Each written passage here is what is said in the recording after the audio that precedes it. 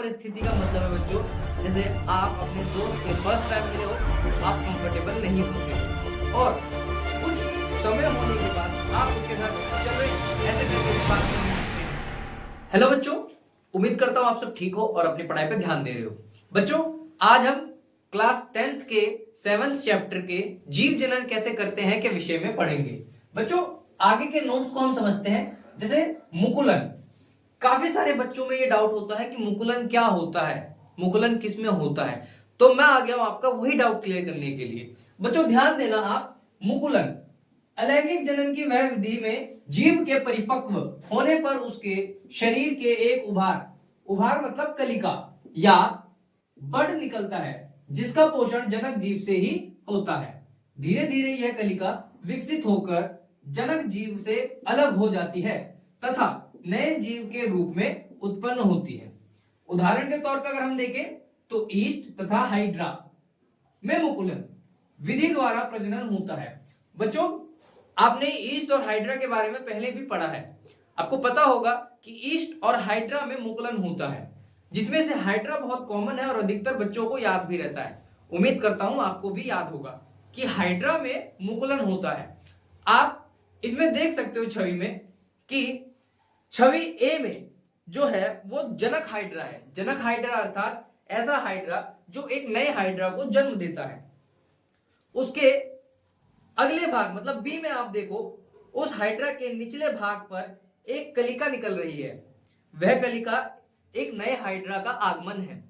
उसके बाद आप सी में देख सकते हैं, वह कलिका जो है एक नया हाइड्रा बन चुका है, मतलब वह काफी बड़ा हो गया है और अब तैयार है इस जनक हाइड्रा से अलग होने को। तो इसी को हम हाइड्रा में मुकुलन कहते हैं। चलिए, मुकुलन के बाद बच्चों अगला टॉपिक है हमारा बीजाणु निर्माण। बच्चों, बीजाणु निर्माण क्या होता है, इस चीज को अच्छे से समझिएगा एक बार। बीजाणु निर्माण, बीजाणु अति सूक्ष्म पतली भित्ति वाली एक कोशिकीय संरचना होती है जो कि अंकुरित होकर नए पौधों को जन्म देते हैं। अलैंगिक जनन की यह विधि कवकों तथा शैवालों में पाई जाती है। बच्चों, यहां बोला जा रहा है बीजाणु अति सूक्ष्म पतली भित्ति वाली। अति सूक्ष्म का अर्थ होता है बहुत ही छोटे, बहुत ही छोटे पतली भित्ति वाली एक कोशिकीय जीव है। गौर करना बच्चों, जो हमारा बीजाणु है वो एक कोशिकीय संरचना होती है, बहुत ही पतली भित्ति वाली, जो कि अंकुरित होकर नए पौधों को जन्म देते हैं। और जो हमारा बीजाणु निर्माण है वो अंकुरित होकर नए पौधों को जन्म देते हैं। अलैंगिक जनन की यह विधि कवकों तथा शैवालों में पाई जाती है। मोस्ट इंपॉर्टेंट है, अलैंगिक जनन की जो ये विधि है जिसको हम बीजाणु निर्माण कहते हैं, ये आपका अधिकतर कवक और शैवाल में पाई जाती है। ठीक है बच्चों, जैसे राइजोपस। बच्चों, आपको यहां पे राइजोपस का डायग्राम दिख रहा होगा। आप देख सकते हैं कि राइजोपस में ऊपर की ओर बीजाणु दिखाया गया है। राइजोपस एक प्रकार का कवक है जो कि यूकैरियोटिक कोशिकाओं में आता है। और बच्चों, राइजोपस आप देख सकते हैं इसमें ऊपर की ओर कैसे बीजाणु का निर्माण हो रहा है। उम्मीद करता हूं आपको यह समझ में आया होगा। चलो बच्चों, इसी अध्याय में हम आगे समझते हैं। अगला जो टॉपिक है हमारा वो है खंडन। बच्चों, खंडन एक बहुत जरूरी टॉपिक है। खंडन में क्या बोला गया है, अलैंगिक जनन की यह विधि बहुकोशिकीय जीवों में पाई जाती है। इस प्रक्रिया में जीव परिपक्व होने पर अपने शरीर को दो या दो से अधिक टुकड़ों में तोड़ लेते हैं। बच्चों ध्यान देना, जो अलैंगिक जनन की विधि है ये बहुकोशिकीय जीवों में पाते हैं, ये बहुकोशिकीय जीवों में पाई जाती है। इस प्रक्रिया में जो जीव है वो परिपक्व होने पर अर्थात मैच्योर होने पर, बड़े होने पर अपने शरीर को दो या दो से अधिक भागों में, अधिक टुकड़ों में तोड़ लेते हैं। बच्चों यहां पे गौर करना, जो आपका बहुकोशिकीय जीव है वो जब परिपक्व हो जाता है तो दो या दो से अधिक टुकड़ों में तोड़ लेते हैं तथा प्रत्येक टुकड़ा अनुकूल परिस्थितियां मिलने पर नए जीव के रूप में विकसित हो जाता है। कहने का तात्पर्य यह है कि जब हमारे बहुकोशिकीय जीव के परिपक्व हो जाने पर वह दो या दो से अधिक टुकड़ों में टूट जाता है, तो उसका हर एक टुकड़ा जब अनुकूल परिस्थिति पाता है, अनुकूल परिस्थिति का मतलब है बच्चों, जैसे आप अपने दोस्त से फर्स्ट टाइम मिले हो तो आप कंफर्टेबल नहीं होते हो, और कुछ समय होने के बाद आप उसके साथ चलो ऐसे करके भी बात करने लगते हैं, तो वो होता है अनुकूल परिस्थिति, मतलब कंफर्टेबल होना। तो जब ये कंफर्टेबल होता है अर्थात अनुकूल परिस्थिति मिलने पर ये नए जीव के रूप में विकसित हो जाता है। और इसका एक उदाहरण है स्पाइरोगायरा, जो कि एक शैवाल है बच्चों। अब हम जानेंगे पुनरुद्ध भवन। पुनरुद्ध भवन को पुनर्जन्म भी कहते हैं। इसको एक अच्छे से तरीके से समझेंगे।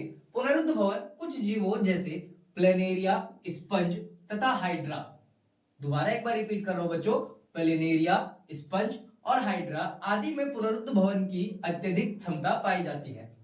यदि इन जीवों का शरीर कई टुकड़ों में विभाजित कर दिया जाए और वह प्रत्येक टुकड़ा जिसमें केंद्रक का अंश उपस्थित होता है पुनः विभाजित होकर पूर्ण शरीर का निर्माण कर सकते हैं।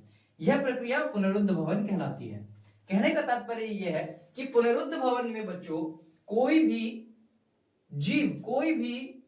जीव का शरीर जिसके टुकड़े हो जाए, मतलब विभाजित हो जाए, और उसके प्रत्येक टुकड़े में केंद्रक उपस्थित हो, तो वह पुनः विभाजित होकर अपने शरीर का निर्माण दोबारा से कर सकती है, जिसमें प्लेनेरिया की क्षमता सबसे ज्यादा होती है। अगर आपको ये एग्जाम्पल समझ में नहीं आया तो मैं आपको एक अच्छा सा और इजी सा एग्जाम्पल देता हूं।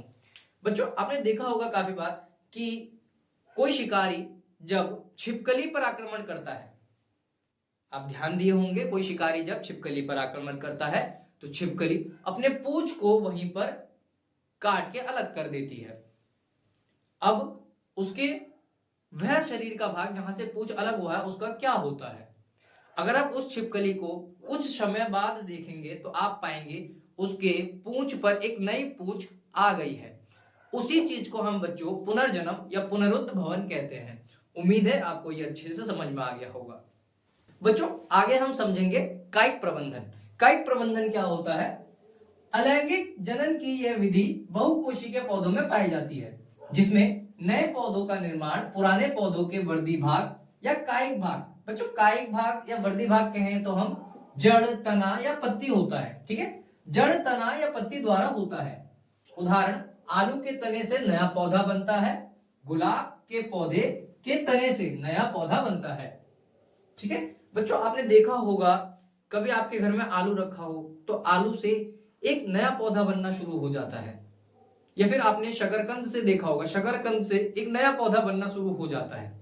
जब किसी भी बहुकोशिकीय पौधे में एक नया पौधा बनने लगे, अर्थात उसके तने, जड़ या पत्ती से एक नया पौधा बनने लगे, तो उसको हम कायिक प्रबंधन कहते हैं। बच्चों कायिक प्रवर्धन का अन्य उदाहरण है शकरकंद, शकरकंद की जड़ और गन्ना। आई होप आपको अच्छे से समझ में आ गया होगा।